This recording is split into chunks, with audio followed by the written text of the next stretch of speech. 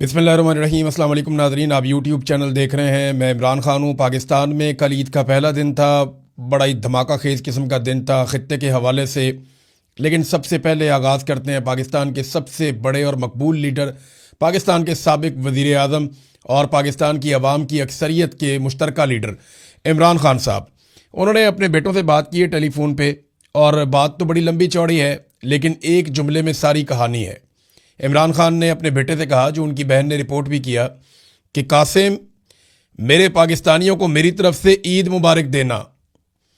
ये इमरान खान साहब ने जेल से आप सारे पाकिस्तानियों को ईद मुबारक का पैगाम भेजा है। तो अब मैं इससे ज़्यादा क्या कहूँ। वो जेल में भी आपके बारे में सोचता है, जेल काट भी आपकी वजह से रहा है।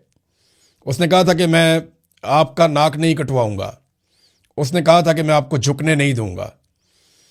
उसने कहा था जो जो वादा उसने आपके साथ किया उसने पूरा किया। वो भागा नहीं डर के। उसने सौदेबाजी नहीं की। उसने आसिम मुनीर के सामने घुटने नहीं टेके, वरना हर जर्नैल के सामने हर सियासतदान ने या तो घुटने टेके हैं या गर्दन कटवाई है। इमरान खान साहब ने फंसा भी लिया और हार भी नहीं मानता। एक आंख भी उसकी इन्होंने ज़ाया कर दी, और ये सरकारी ज़राए बताते हैं, और इसके बावजूद वो आदमी पीछे हटने के लिए तैयार नहीं है। ये इमरान खान का पैगाम था, आप तक पहुंच गया। इमरान खान ने और भी बहुत पैगाम दिए हैं आपके लिए, और उसको उम्मीद है कि उसकी कौम एक दिन खड़ी हो जाएगी, और इसी उम्मीद के सहारे वो ये लड़ाई इस कौम के लिए लड़ रहा है। बहरहाल अभी चलते हैं जो खित्ते की सूरत हाल है उसकी तरफ। इसराइल ने ईरान की एटमी साइट पर हमला किया, और इसके जवाब में ईरान ने भी इसराइल की एटमी तनसीबात के करीब बड़ा खौफनाक अटैक किया है। अब इन दोनों हमलों में कोई ताबकारी फैली नहीं है, लेकिन ये खदशात बढ़ते चले जा रहे हैं। आलमी इदारा जो एटॉमिक मामलात को देखता है, AIEA, वो खासे परेशान है कि अगर कहीं रेडिएशन हो गई या कोई इस तरह के हालात पैदा हो गए तो दुनिया बड़ी अजीबोगरीब सिचुएशन से दो चार हो जाएगी। वो लोग जिनका जंग के लिए कोई कसूर नहीं है वो भी इसको भुगतेंगे। ईरान ने जोहरी तनसीबात के ऊपर जो है वो उनके करीब अटैक किया है, और ये जो एक शहर है ईरान का, दिमोना, यहां पे ईरान ने हमला किया। और पहले इससे ईरान के शहर नतंज पे जोहरी तनसीबात पर इसराइल और अमेरिका ने हमले किए थे। ईरान ने अब जवाबी कार्रवाई की है, और ये सहूनी जोहरी तनसीबात पर उसने हमला कर दिया है।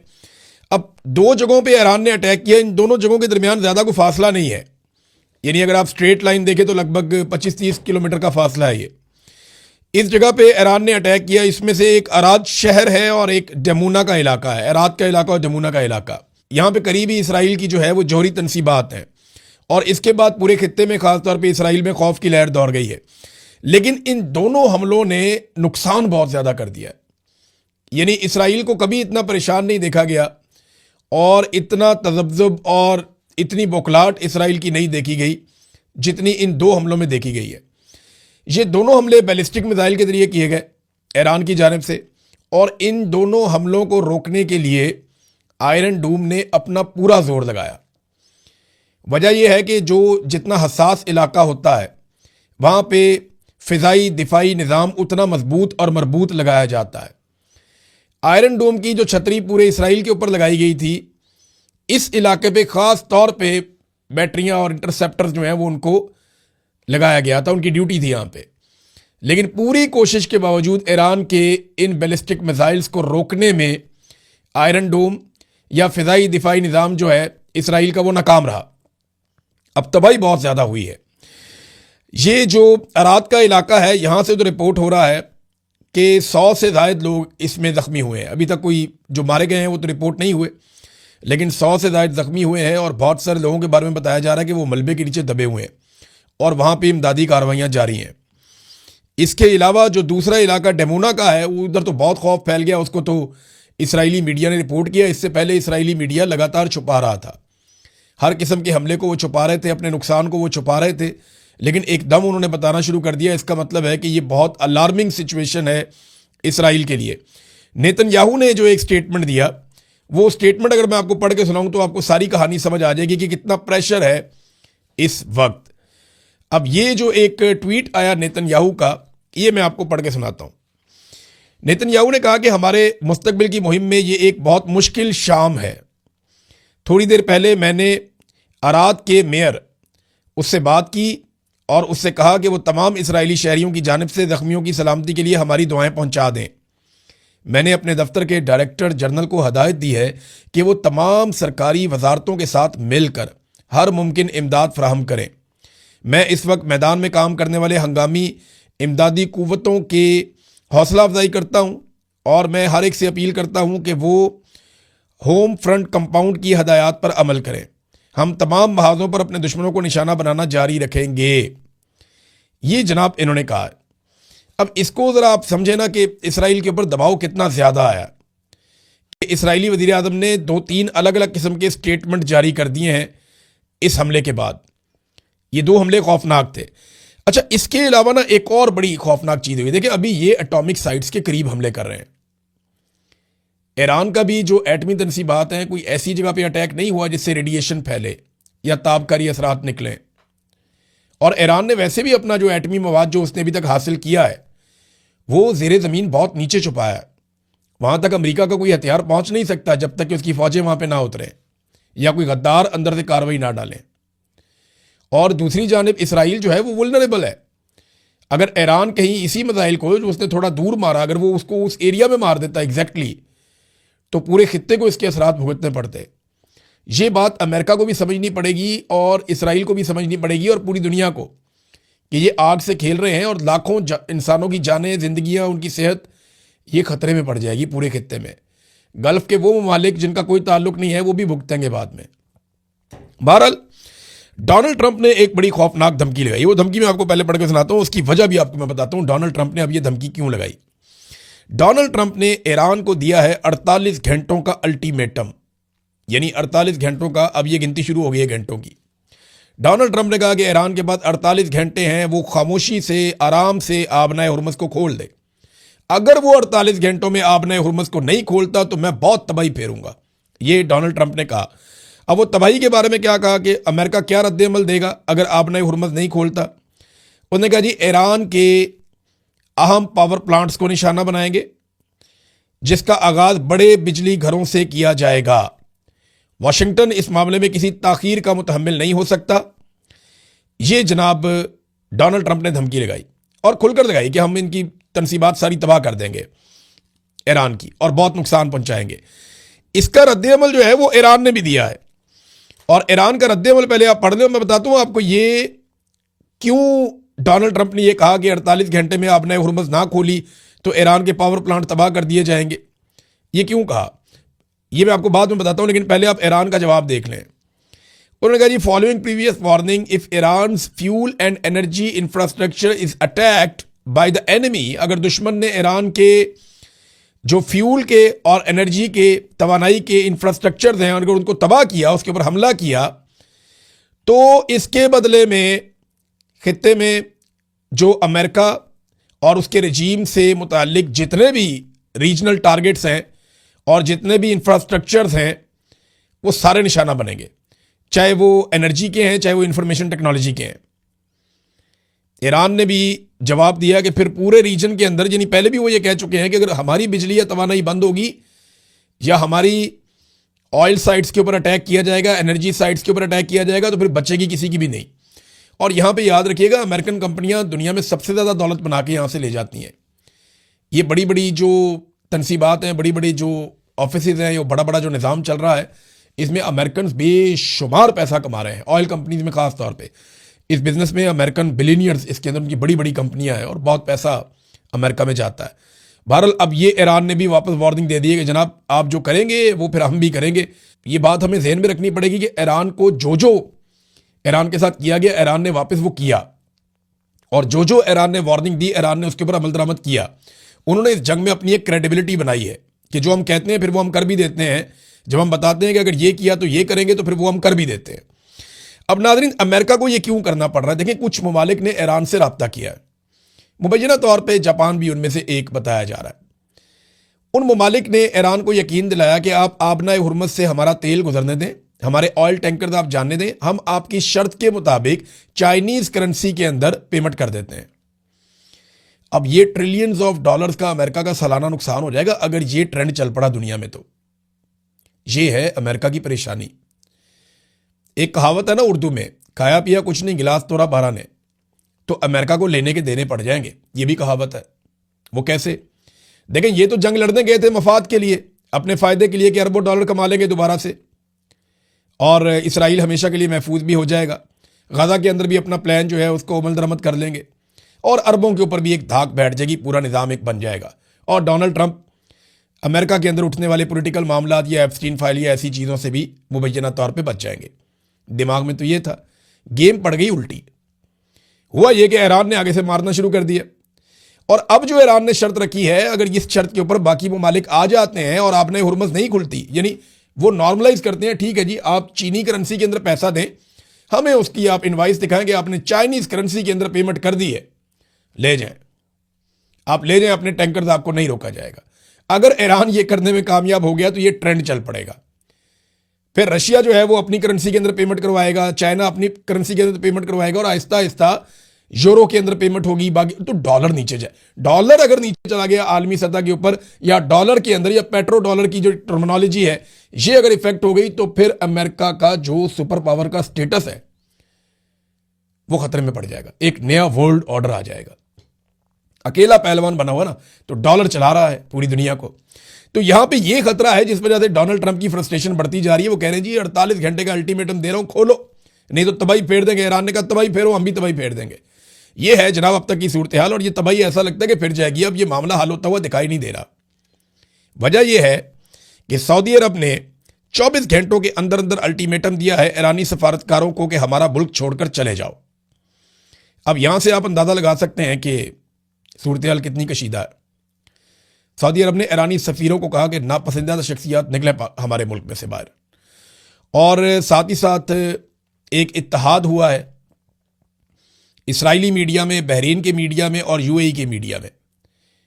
उनका चैनल 12 है और यहां पे भी चैनल हैं, इन्होंने मिलकर एक आपस में इत्तेहाद भी किया है, यानी मीडिया का भी एक नॉर्मलाइजेशन हुई है, एक दूसरे को तस्लीम करके इकट्ठे काम करना शुरू किया है। ये भी हो गया। दूसरी तरफ अरब अमारात जो है वो भी ये इंदिया दे रहा है और सऊदी अरब से भी ये खबरें आ रही हैं कि अब बाकायदा एलानिया तौर पे यहाँ पे अमेरिकन को ऑपरेशंस की इजाज़त दी जाएगी कि यहाँ से ऑपरेट कर सके, क्योंकि ईरान हमारे ऊपर अटैक करता है, उनका ये कहना है। तुर्की जो है उसके भी स्टेटमेंट्स थोड़े थोड़े से अब बदले हुए दिखाई दे रहे हैं। तो ऐसा लगता है कि अरब ममालिक से अब ईरान के ऊपर अटैक होगा और पाकिस्तान को इस लड़ाई में उतरना पड़ जाएगा। पड़ क्या जाएगा पाकिस्तान की, तो ऐसा लगता है ख्वाहिश है कि वो इस लड़ाई में उतर जाए, क्योंकि जहाँ डॉलर वहाँ पे हमारी लड़ाई होती है। अमेरिका डॉलर देता है तो हम मुजाहिदीन बना देते हैं कि जनाब ये तो मुजाहिदीन है, ये तो कमाल लोग हैं। अमेरिका दोबारा डॉलर देता है तो हम कहते हैं नहीं ये तो दहशतगर्द थे, और फिर डॉलरों की लालच आती है तो हम उनको लाके पाकिस्तान में बसा देते हैं। फिर डॉलर की लालच आती है, हम उनके ऊपर बमबारी शुरू कर देते हैं। तो हमारा तो जनाब डॉलरों के साथ है मामला, डॉलरों के बगैर नहीं है। ईरान हमें डॉलर देता तो हम ईरान के साथ खड़े हो जाते, ये भी हो सकता था। लेकिन अभी एक अजीब ट्रेंड पाकिस्तान में मैंने देखा कि कल क्योंकि ईद का दिन था, तो ईद के दिन ईद की नमाज पढ़ाई उलमा इकराम ने, तो पाकिस्तान भर की मसाजिद से ये बात रिपोर्ट हुई और हर जगह से दोस्तों ने बताया कि पूरे पाकिस्तान में मसाजिद में उलमा इकराम ने ईरान की फतह के लिए दुआएं मांगी हैं, ईरानी कौम के लिए दुआएं मांगी हैं और ईरान के हक में दुआएं मांगी है पूरे पाकिस्तान की मसाजिद में उलमा इकराम ने। अब सवाल यह पैदा होता है कि हमारी मिलिट्री एस्टेब्लिशमेंट हमारे मुल्क को एक ऐसी लड़ाई में ले जाना चाहती है या एक ऐसे मुल्क के साथ लड़ाई में ले जाने की बात कर रही है जिसके लिए पाकिस्तान की कौम दुआएं मांग रही है।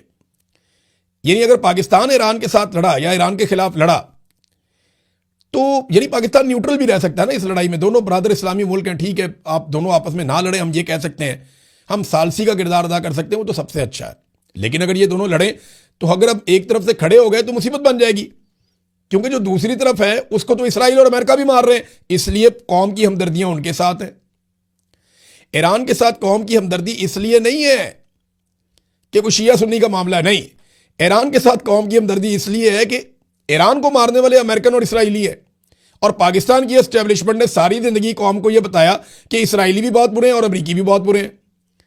अब कौम के दिमाग में वो बात बैठ गई है, तो कौम कह रही है जी अगर वो इतने ही बुरे हैं तो आज ईरान उनसे लड़ रहा है तो आप ईरान से क्यों लड़ने जा रहे हैं? तो ये कौम जिसके लिए दुआ कर रही है, ये उसके साथ लड़ने जा रहे हैं। ये बड़ा महंगा काम पड़ जाएगा और बहुत अजीब काम हो जाएगा। नादरीन, ईरान ने एक चीज पे और खबरदार किया है और इसके ऊपर बीबीसी की रिपोर्ट भी है। ईरान ने कहा कि अगर अमेरिका ने खारक जजीरे के ऊपर हमला किया तो ईरान बहेरा अहमर और आबनाए बादल मंदब इन दोनों को भी गैर मुस्तहकम कर सकता है। अब ये बहेरा अहमर कौन सा है? ये रेड सी है। ये बाब मंदब से आगे ऊपर जहां पे नहर स्वेद है, ये वहां तक का इलाका है समंदर का। और इसको ईरान कैसे गैर मुस्तहकम कर सकता है? यहां पे देखें सिक्योरिटी के कुछ एरियाज बने हुए हैं, उनको ईरान मिसाइलों से निशाना बना सकता है। और जो हौसी हैं वो क्योंकि यमन के हौसी ईरान को सपोर्ट करते हैं, तो वो भी यहाँ पे एक बदअमनी पैदा कर सकते हैं। तो तेल की तिजारत मज़ीद मुतासिर हो जाएगी कि जो अल्टरनेटिव थोड़ा बहुत तेल निकलता है या कोई उनका है बंदोबस्त, वो भी ख़त्म हो जाएगा। तो ईरान ने यह कहा कि अगर अब ये किया गया तो फिर इसके नतीजे में हमारा रद्द अमल ये होगा। एक और चीज़ जो ईरान के स्पीकर ने की, कालीबाफ, उन्होंने जो स्टेटमेंट दिया, उन्होंने कहा जी इसराइल की फ़िज़ा अब दिफा के बगैर है। यानी ये दफाई निज़ाम था उनका, फ़िज़ाई दफाई निज़ाम, वो अब बहुत कमज़ोर है, ख़त्म हो गया। तो जो पहले से तयशुदा अहदाफ हैं उनको निशाना बनाने का वक्त अब आ चुका है, ये जनाब उन्होंने कहा, कालीबाफ ने। तो ईरान के लिए अब वो टारगेट ईजी हैं जो कल तक बहुत मुश्किल थे। एक और खबर है नादरीन, और ये बड़ी अहम खबर है। ये दावा किया गया कि 4000 मील दूर ईरानी मिसाइलों ने जाकर एक अटैक किया है। और ये जो अटैक किया है, ये अटैक डिएगो गार्सिया के इलाके में किया है। वहाँ पे एक जजीरा है जो बरतानिया का है।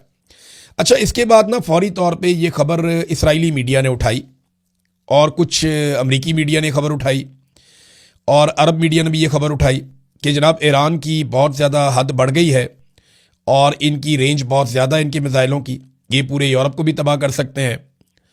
तो मैंने इस खबर को ज़्यादा तवज्जो इसलिए नहीं दी थी क्योंकि मुझे लगता था कि ये कोई एक फॉल्स फ्लैग टाइप का ऑपरेशन है कि यूरोप को खौफजदा किया जाए ईरान के ज़रिए से कि जनाब ईरान के मिसाइल तो यहाँ तक पहुँच रहे हैं, तो वो आप सबको भी मार सकता है, पूरे यूरोप को मार सकता है, लिहाजा मिलकर ईरान वाला ख़तरा ख़त्म कर दिया जाए। लेकिन ईरान ने इसके ऊपर एक स्टेटमेंट दिया और ईरान ने यह कहा कि जनाब ये मिसाइल हमने नहीं दागे, हमने ये मिसाइल नहीं चलाए, ये मिसाइल कहीं और से आए। अब ये बताएं जनाब मिसाइल कहाँ से आए, ये बात तो फिर इन्वेस्टिगेशन में पता चल सकती है क्योंकि ये दोनों मिसाइल अपने टारगेट पे नहीं आए, लेकिन सिर्फ ये बताया गया कि यहाँ पे 2 मिसाइल आए, ईरान वाली साइड से आए। अब ये किसने चलाएं, कहाँ से चलाएं, इसके बारे में कोई इन्फॉर्मेशन नहीं है। और 4000 मील दूर आकर अगर ये मिसाइल गिरे हैं तो ये पूरे यूरोप को एक वार्निंग देने वाली, वार्निंग शॉट होता है ना, ये उस तरह का एक शॉट है कि पूरे यूरोप को एक वार्निंग दी गई है। लेकिन ईरान ने कहा जनाब कि ये हमने नहीं चलाए। नाज़रीन, अमेरिका के साथ साथ इसराइल का भी नुकसान हो रहा है।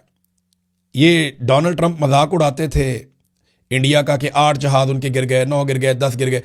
तो इकोनॉमिक टाइम्स ने लिखा कि डोनाल्ड ट्रंप भारत को कहते थे कि उनके 8 जहाज गिर गए, तो उधर 3 हफ्ते के बाद अमेरिका के अपने 16 जहाज मुख्तलिफ रिपोर्ट्स के मुताबिक गिर चुके हैं। तो अब अमेरिकी मीडिया भी डोनाल्ड ट्रंप का मजाक उड़ा रहा है। उधर ईरान ने इसराइल का एक और तैयारा गिरा दिया है F-16 और इसका दावा भी किया गया। अच्छा, एक चीज़ और है जो ईरानी फौज के तर्जुमान कर्नल इब्राहिम ने कही है।